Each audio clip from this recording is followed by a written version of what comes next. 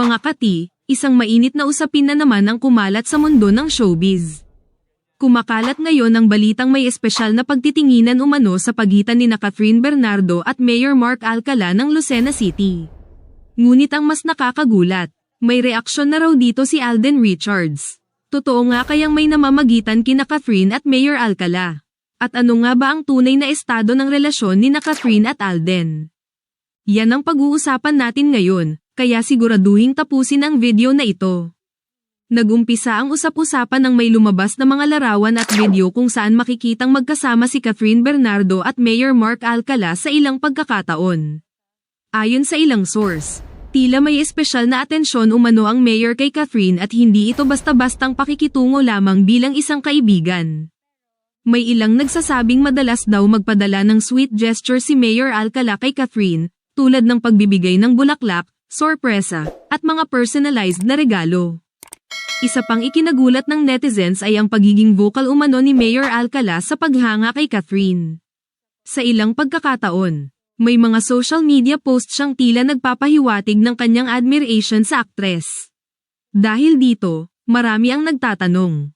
Posible kayang may namamagitan sa kanila o simpleng pagiging friendly lang ito ng mayor? Kung ang mga netizens ay nagulat, mas lalo raw nagulantang si Alden Richards sa lumulutang na balita tungkol kina Catherine at Mayor Mark Alcala. Ayon sa ilang malalapit na source, hindi raw natuwa si Alden nang makarating sa kanya ang issue. May mga espekulasyon na matagal nang may espesyal na relasyon sina Catherine at Alden. Ngunit pinili nilang itago ito sa publiko para maiwasan ang intriga. Sa isang event kamakailan, may mga nakapansin na tila may kakaibang lungkot sa mga kilos ni Alden. Bagamat nananatiling professional siya sa kanyang trabaho, hindi may kakaila na maaaring naapektuhan siya sa kumakalat na balita. May ilang fans pa nga na napansin na tila umiwas siyang pag-usapan si Catherine sa kanyang recent interviews, na lalong nagpasiklab ng espekulasyon. Matatandaang nagsimulang umugang ang balitang may namamagitan kina Catherine at Alden noong kasagsagan ng kanilang pelikulang, Hello, Love, Goodbye. Maraming fans ang nakapansin ng kanilang natural na chemistry, hindi lang on-screen kundi pati off-screen. Lalo pang lumakas ang haka-haka ng magkahiwalay sina Catherine at Daniel Padilla, na siyang long-time boyfriend ng aktres. Mula noon, naging mas madalas ang sightings kay Catherine at Alden na magkasama sa private gatherings at events. May mga insider reports pa na nagsasabing matagal nang nagkakamabutihan ang dalawa, ngunit pinili nilang maging pribado tungkol dito upang maiwasan ang backlash mula sa Kathniel fans. Tulad ng inaasahan, hati ang opinyon ng mga netizens tungkol sa isyong ito. Ang ilan ay natuwa sa posibilidad ng bagong love team o bagong love life para kay Catherine, lalo na pagkatapos ng kanyang breakup kay Daniel Padilla. Ngunit may ilan ding nagsasabing hindi sila kumbinsido na seryoso si Mayor Mark Alcala kay Catherine at baka isang political move lang ito para mapalapit sa masa. Samantala, ang Alden-Catherine supporters naman ay tila hindi rin natuwa sa bagong balita. Para sa kanila, kung totoong may relasyon sina Catherine at Alden, siguradong hindi magiging masaya si Alden na may ibang lalaking nauugnay kay Catherine. May mga naglabas pa nga ng kanilang saloobin sa social media. Sinasabing sana ay maging malinaw na ang tunay na estado ng kanilang relasyon. Hindi ito ang unang pagkakataon na isang sikat na artista ay nauugnay sa isang politiko.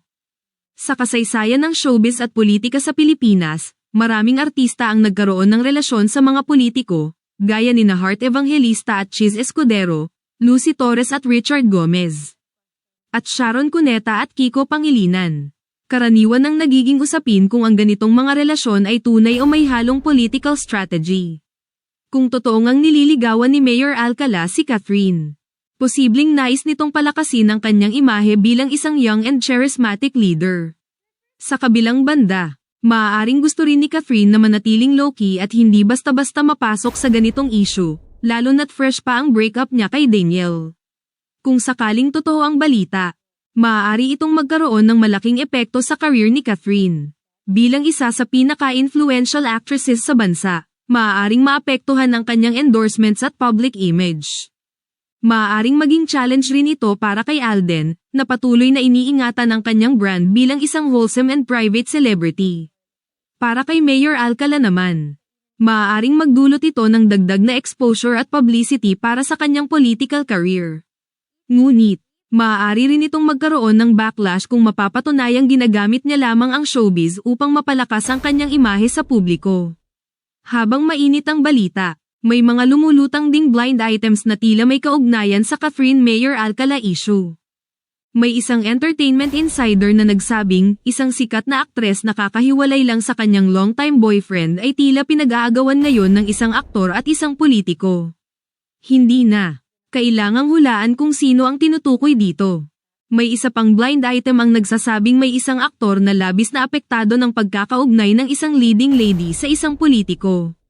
Hindi man direktang pinangalanan. Marami ang nagsasabi na si Alden ito at tila hindi niya inaasahan na mauugnay si Catherine sa isang public official. Hanggang ngayon, wala pang opisyal na pahayag mula kina Catherine, Mayor Mark Alcala o Alden Richards tungkol sa issue. Pero isang bagay ang sigurado, hindi pa dito nagtatapos ang usapang ito. Mananatili tayong nakaabang kung may magiging kumpirmasyon o paglilinaw mula sa mga taong sangkot sa isyong ito. Habang hinihintay natin ang kanilang sagot, tandaan nating maging maingat sa mga impormasyong ating pinaniniwalaan.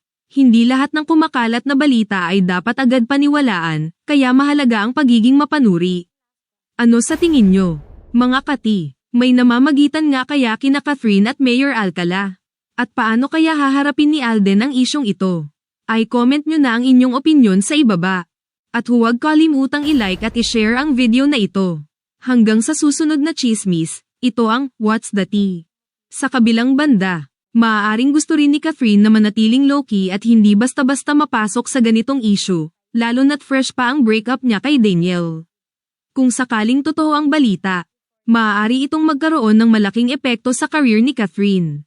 Bilang isa sa pinaka-influential actresses sa bansa, maaaring maapektuhan ang kanyang endorsements at public image. Maaaring maging challenge rin ito para kay Alden, na patuloy na iniingatan ang kanyang brand bilang isang wholesome and private celebrity. Para kay Mayor Alcala naman, maaaring magdulot ito ng dagdag na exposure at publicity para sa kanyang political career. Ngunit, maaari rin itong magkaroon ng backlash kung mapapatunayang ginagamit niya lamang ang showbiz upang mapalakas ang kanyang imahe sa publiko. Ano sa tingin nyo, mga kati? May namamagitan nga kaya kina Catherine at Mayor Alcala? At paano kaya haharapin ni Alden ang isyong ito? Ay comment nyo na ang inyong opinyon sa ibaba. At huwag kalimutang i-like at i-share ang video na ito. Hanggang sa susunod na chismis, ito ang What's the Tea?